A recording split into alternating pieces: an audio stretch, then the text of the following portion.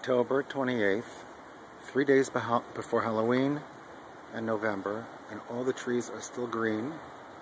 And it was 70 degrees earlier in the week, walking around in shorts on Monday and Tuesday. Go figure.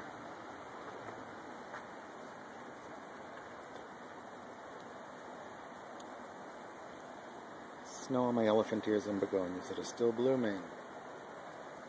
Nuts. Just nuts.